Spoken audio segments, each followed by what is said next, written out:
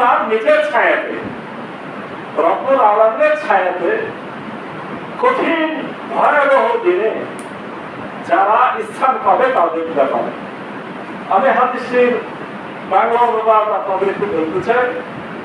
وعن أبي هريرة رضي الله عنه عن النبي صلى الله عليه وسلم আবু হুরায়রা রাদিয়াল্লাহু আনহু থেকে বর্ণিত, তিনি নবী সাল্লাল্লাহু আলাইহি ওয়াসাল্লাম থেকে বলছেন, কারা তিনি বলেন, মানে রাসূলুল্লাহ বলেন, সাবাতু ইউজিল্লুহুমুল্লাহু ফি জিল্লিহি, সাত শ্রেণীর লোক আল্লাহর ছায়ায় আশ্রয় পাবে, ইয়াউমা সেদিন লা জিল্লা ইল্লা জিল্লুহু, যেদিন আল্লাহর ছায়া ছাড়া আর কোনো ছায়া থাকবে না।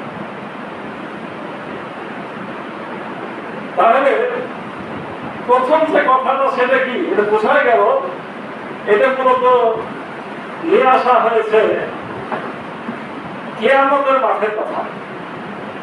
আমাদের এই দুনিয়ার জীবন শেষ নয়, এই জীবনের পরে আরেকটা জীবন আছে এবং একটা পর্যায়ে ইসরাফিল আলাইহিস সালাম সিংহায় ফুৎকার দিবেন, তখন গোটা দুনিয়ার সবকিছু ধ্বংস হয়ে যাবে।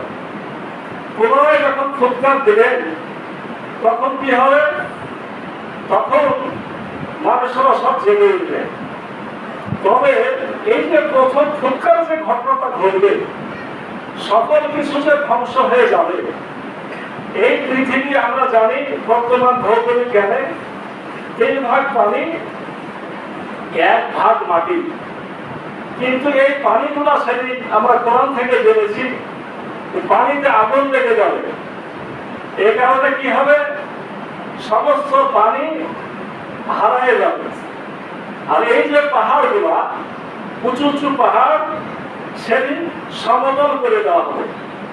এই বিষয়ে সূরা তাহা 105 থেকে 7 নম্বর আয়াতে আল্লাহ বলছেন, ওয়ায়াসালুনাকা আনিল জিবাল, হে রাসূল আপনাকে তারা পাহাড় সম্পর্কে জিজ্ঞাসা করে, তখন আপনি বলে দিন ইয়ানসিফুহা রাব্বি নাসফা, সেদিন এই পাহাড়গুলোকে চালিয়ে দেওয়া হবে, চলমান করে উপরে ফেলা হবে। ভাইয়া জারুহা কান সাফসাফা, তারপর এই গোটা পৃথিবী মসৃণ সমতল বানিয়ে দেওয়া হবে। লা তারা ফিহা ইওয়াজান ওয়ালা আমতা, আর তাদের তুমি কোথাও কোনো উঁচু নিচু দেখতে পাবে না। তাহলে কি হলো, পানিতে আগুন ধরে গেল, পাহাড়গুলোকে ভেঙে লেবেল করে দেওয়া হলো, দিয়ে এই এক পৃথিবী এখন যতটুকু আছে, ঠিক এর সাথে 4 গুণ দিলে যত বড় হয়, তার থেকে অনেক বড় একটা মাঠ পেতে হবে। এই জন্য বলা হয়েছে যে আসলে এই দুনিয়ার উপরে, এই জমিনের উপরে কিন্তু আমাদের হাসর অনুষ্ঠিত হবে। এই বিষয়টা আমরা পাই পবিত্র কোরআন শরীফের সূরা কাহাফের 47 নম্বর আয়াতে আল্লাহ বলছেন, ওয়ায়ামা নুসাইয়িরুল জিবালা ওয়া তারাল আরদা ওয়া জাবালুহা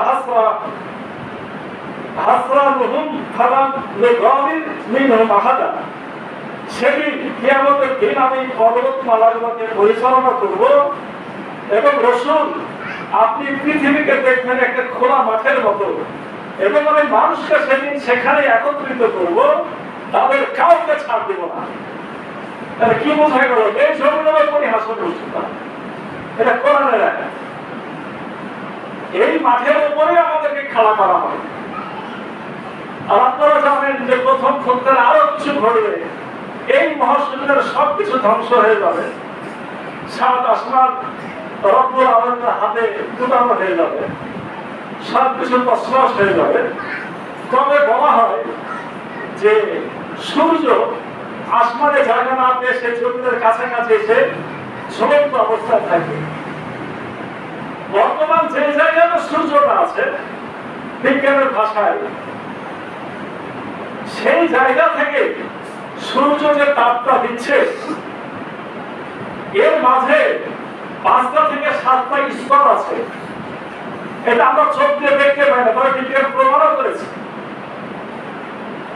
ছাঁকনি দিয়ে ছেঁকে ছেঁকে ছেঁকে তাপমাত্রা কমায় আমাদের কাছে পৌঁছানো হয়। এই ছাকরাগুলো সেখানে একটাও থাকবে না। বিজ্ঞানীরা বর্তমানে বলে যে জায়গায় সূর্য আছে এই মাঝখানে আয়োনোস্ফিয়ার, ট্রপোস্ফিয়ার, হেমোস্ফিয়ার এরকম যে স্তরগুলো আছে যদি ভেঙে ফেলা হয় এই জমি এমনি তাহলে পরিণত হয়ে যাবে। এটা বিজ্ঞানী প্রমাণ করছে। তাহলে বোঝা যায় যে সেই সূর্যটা মাথার কাছে আসবে, কোনো পানি থাকবে না, কোনো ছায়া থাকবে না, তবে একটা ছায়া আর একটা পানি। সেটা কি? ছায়াটা হলো রব্বুল আলামিনের ছায়া বা তার আরশের ছায়া। এক একজন এক এক ভাবে ব্যাখ্যা করেছেন। আর পানি বলতে হাউজে কাউসারের পানি। ওই পানিটা যে কেউ খেতে পারবে না, আর ওই ছায়াতে যে কেউ আশ্রয় নিতে পারবে না। আমাদের আলোচনা হলো ওই যে হাসরের মাঠে এই বিভীষিকাময় দিনে এই যে আল্লাহর আরশের নিচে যে মানুষেরা ছায়াতে থাকবে এবং যে দিনটি হবে বর্তমান দুনিয়ার 50,000 বছরের সমান। একটা দিন কয়দিনের সমান? 50,000 বছরের সমান। ওই সময় মানুষ ছোটাছুটি করবে, একটু ছায়ার জন্য দৌড়াদৌড়ি করবে, তখন রব্বুল আলামিনের আরশের নিচে শুধুমাত্র একটা ছায়া থাকবে। সেই ছায়াতে 7 শ্রেণীর লোক জায়গা পাবে। এক নম্বর হলো ইমামুন আদিলুন।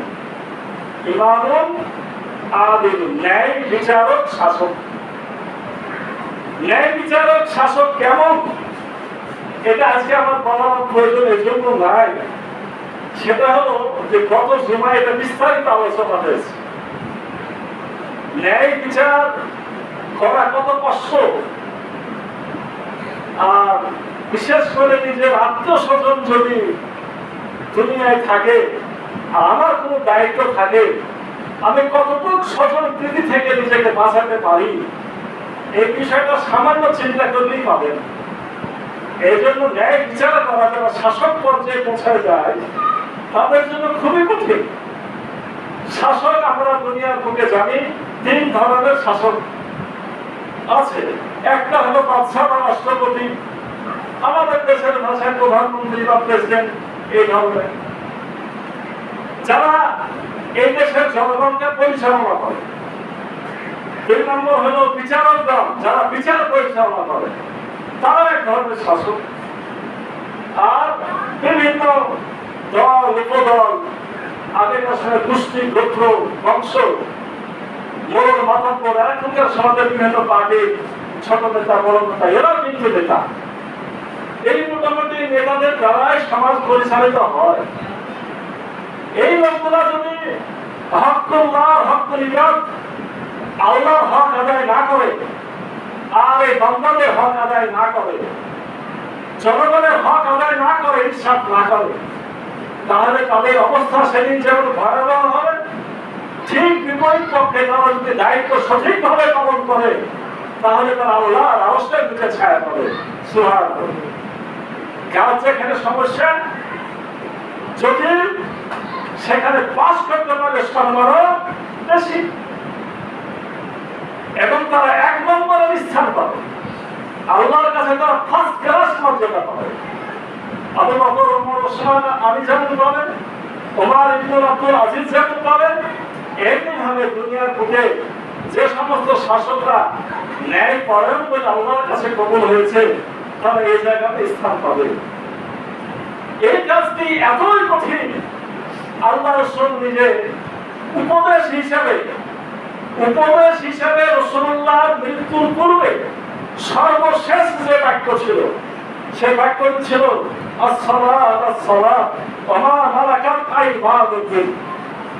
সালাত সালাত মানে তোমরা সালাতের পাবন্দি করো, সালাত সঠিকভাবে আদায় করো, সালাতের হেফাজত করো।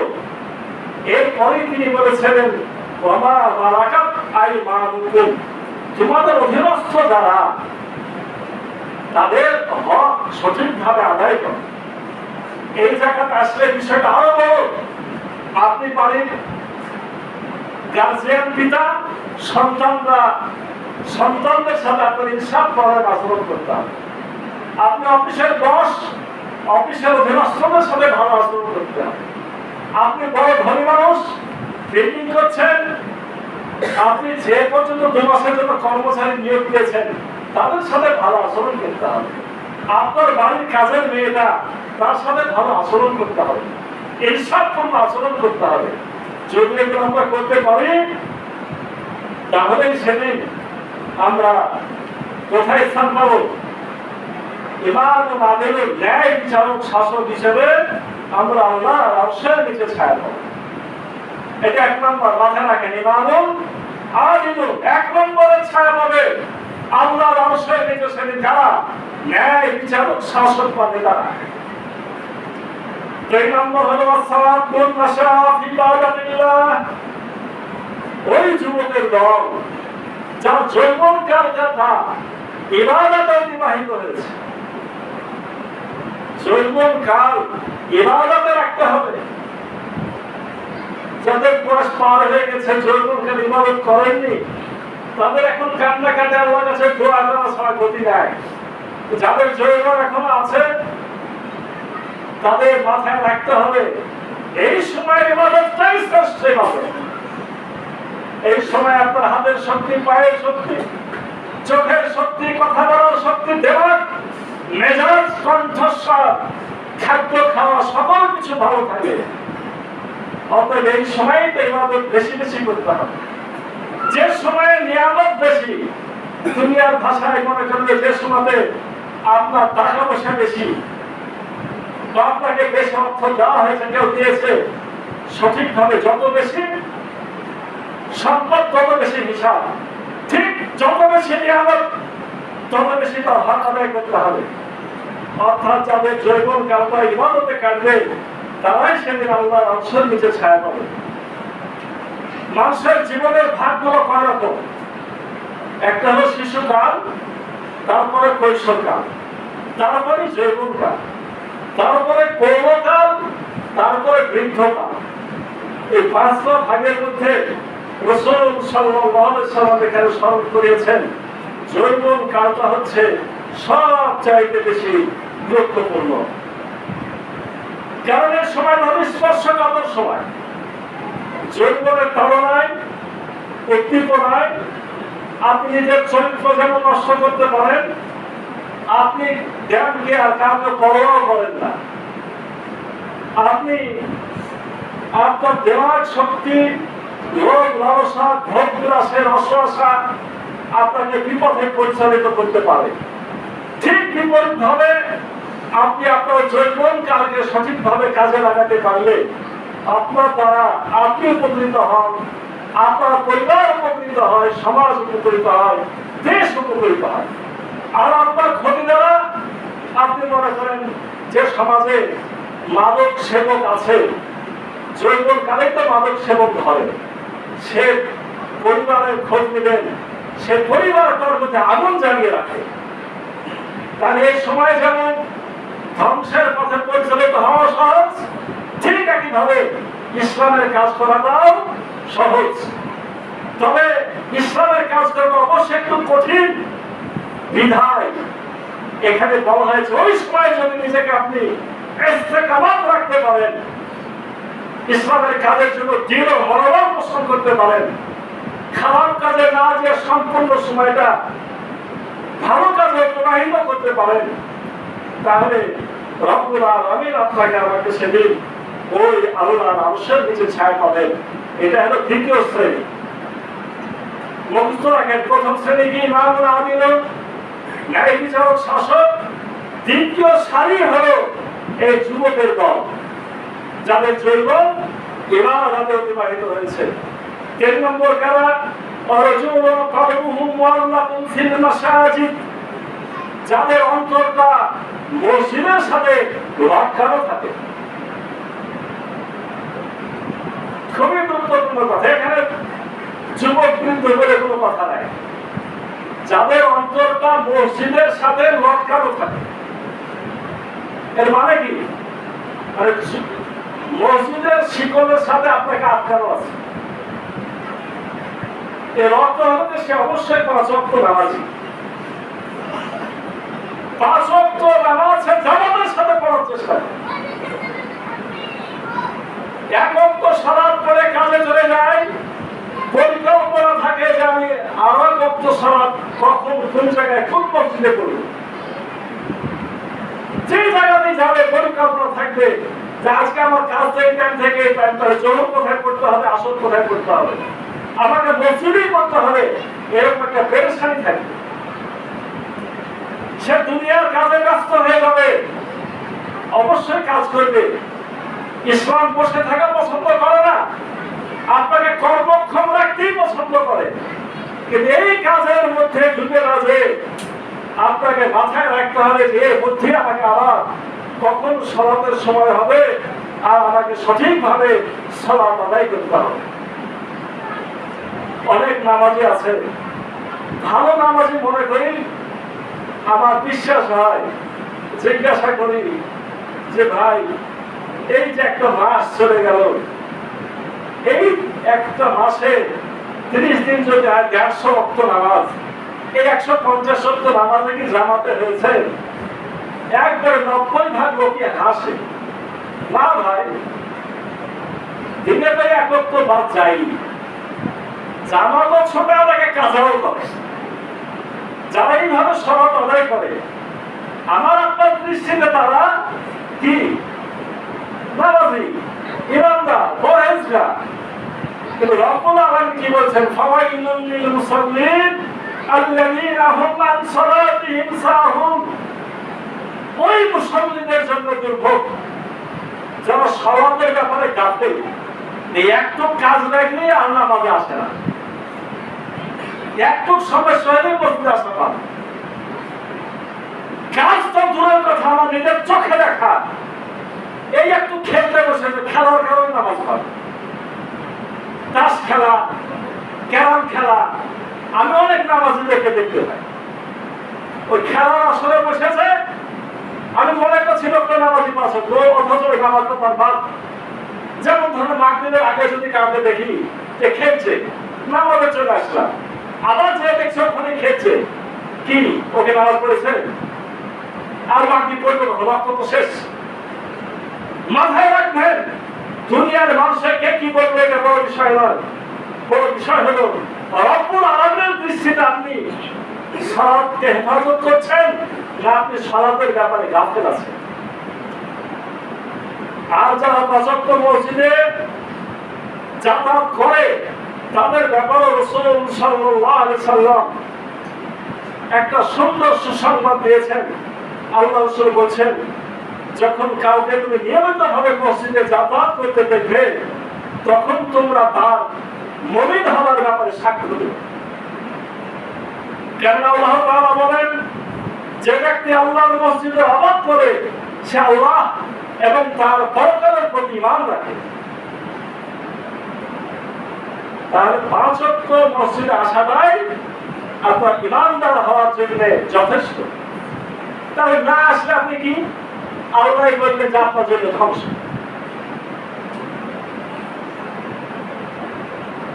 অন্তরটা লটকানো থাকে, মানে যেমন আজান হলো সে যেন টান অনুভব করে, সে দোয়ায় মসজিদে হাজির হয়। যদি সফল মুমিন হতে চায় তাহলে আমাদেরকে এইভাবেই সালাত আদায় করতে হবে। قد أفلح المؤمنون الذين هم في صلاتهم خاشعون। সূরা মুমিনুন এই প্রথম আয়াত থেকে এই সালাত দিয়ে শুরু করে রব্বুল আলামিন শেষের দিকে বলেছেন সালাতিহিম ইউহাফিজুন, তারা সালাত সময়ের হেফাজত করে, ওই সঠিক সময়ে সঠিকভাবে তারা সালাত আদায় করে। তাহলে 3টা চলে গেল, কি কি গেল? ন্যায় বিচারক, শাসক, আল্লাহ রাসূলের ছায়া পাবে। 2 নম্বর হলো কারা? ওই যুবকের দল যাদের জৈবন ইবাদতে পার হয়েছে। আর 3 নম্বর হলো তারা যাদের অন্তরটা মসজিদের সাথে আটকানো থাকে।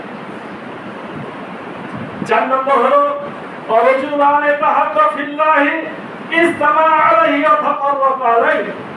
ওই 2জন ব্যক্তি যারা আল্লাহর সন্তুষ্টির জন্যই একে অপরকে ভালোবাসে এবং আল্লাহর সন্তুষ্টির জন্য তারা একসাথে হয়, আল্লাহর সন্তুষ্টির জন্য তারা আবার বিচ্ছিন্ন হয়। তার মানে বোঝা গেল প্রিয় বন্ধু বান্ধব কিছু থাকতে হবে।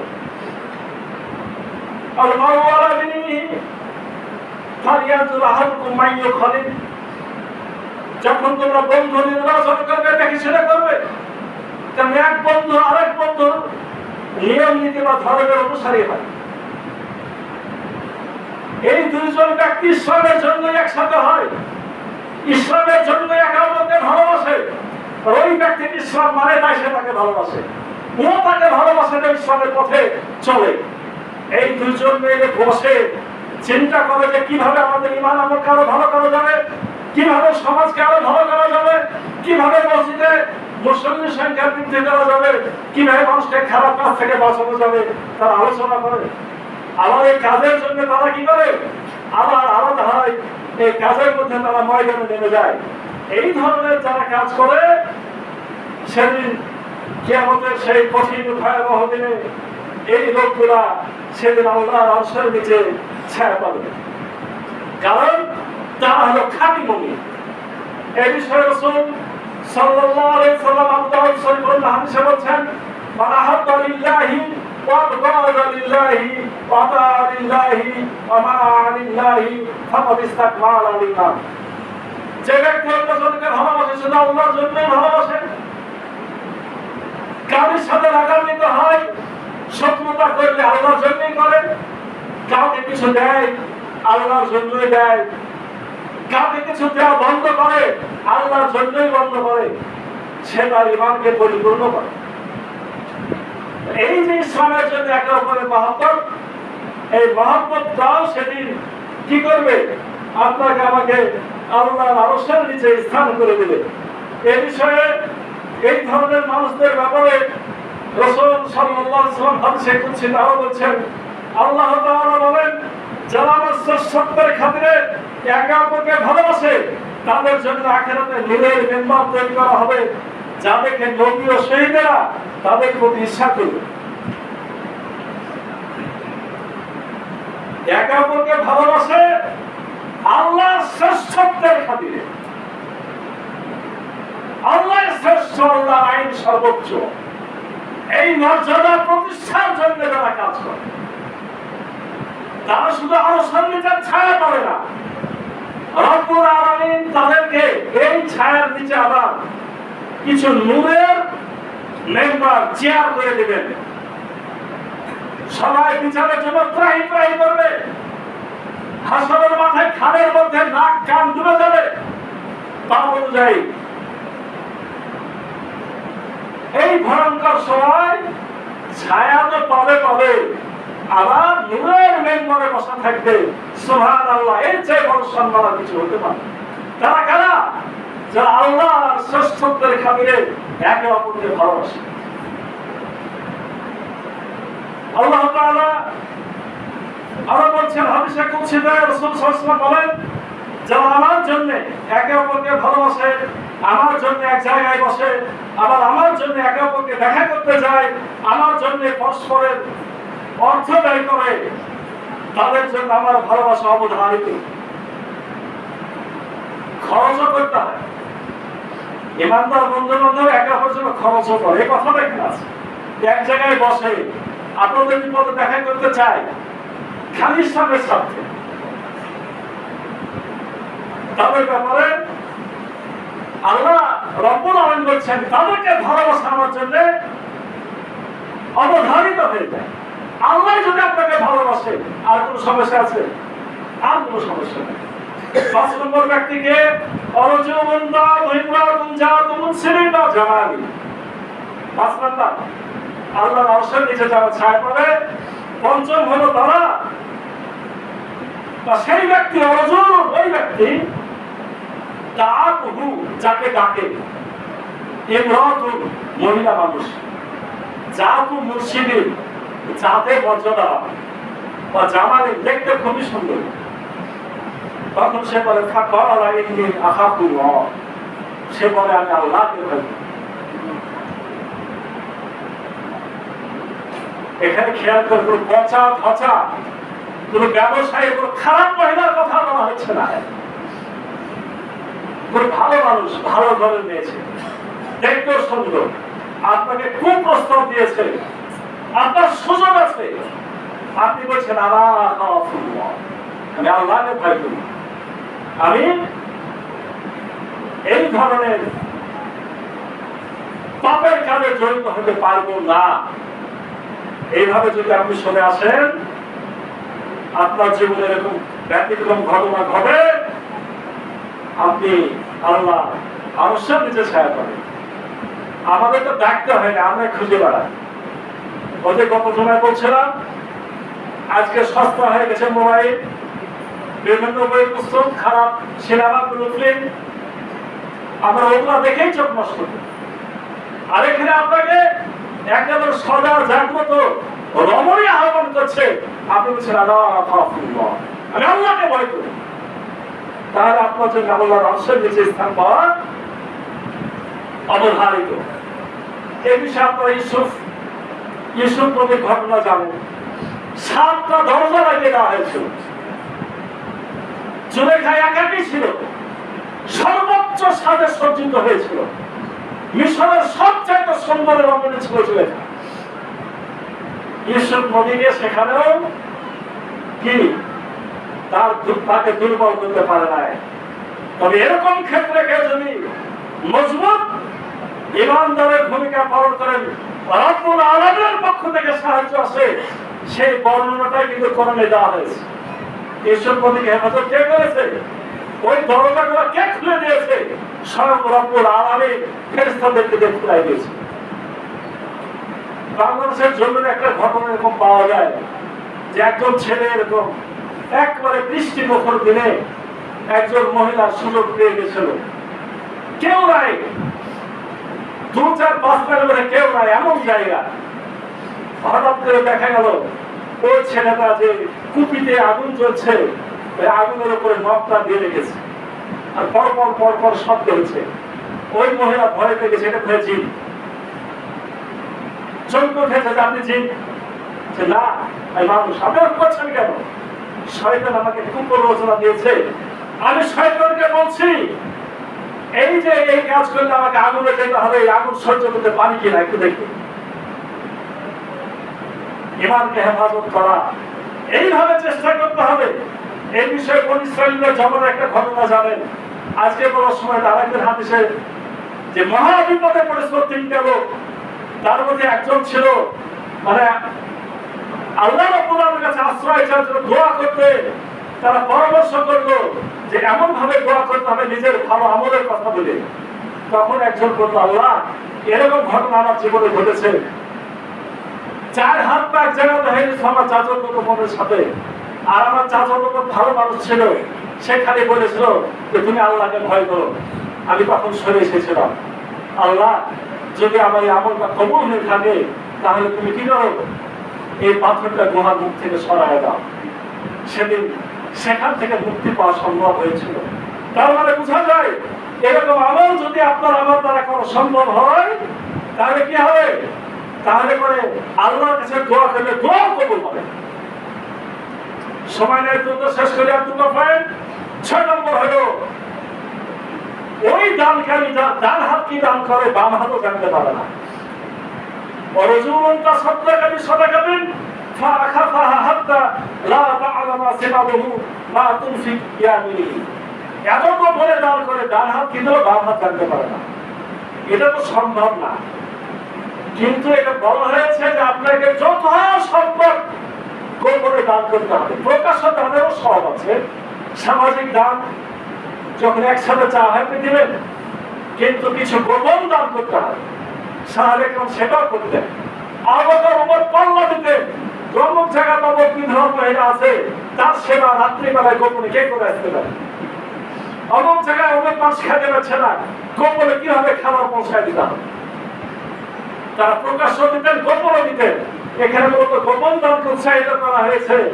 শুধু আল্লাহর সন্তুষ্টির জন্য দান করে, গোপনে দান করে, সেদিন তারা আল্লাহর আরশের নিচে ছায়া পাবে। 7ম শ্রেণী হলো অরজুলুন জাকারাল্লাহি খালিয়ান ফাফাজা বাইনা। সর্বশেষ আল্লাহর আশ্রমে যে কঠিন দিনে সপ্তম শ্রেণী যারা ছায়া পাবে তারা কারা? যারা সেই জায়গার আল্লাহ জিকিরে আল্লাহর স্মরণে খালিয়াম ফাফাজা পাই না, দু চোখের পানি যাদের ছড়ে। তবে একটা মাথায় রাখবেন, এই হাদিসটি নিয়ে আমাদের সমাজে কিছু ভুল বুঝাবুঝি আছে। প্রকাশ্যে আপনাকে কাঁদানোর দেখো চেষ্টা করে ওই সমস্ত বক্তারা সুবিধার না। হয়তো তোমার বলতেছে কাল তোমাকে ধমক করে বাড়ি পাঠিয়ে দিত, তুমি কাঁদবে কোথায়? একাই আল্লাহকে দেখে কাঁদবে, প্রকাশ্যে কাঁদানো যাবে না। শুধুই মাত্র কেবলমাত্র যখন মনে হবে যে কেউ নাই, শুধু আমার আল্লাহ ছাড়া আমি আছি, তখন আল্লাহর কাছে কাদর হবে, কাঁদতে হবে। এই কাদা কিন্তু দুই রকমই। আপনি বিপদে আছেন, সমস্যা আছেন, আপনি খেতে পাচ্ছেন না, মহা সমস্যা, মানুষের কাছে না কেঁদে এই মানুষের প্রভু আল্লাহর কাছে কাঁদতে হবে।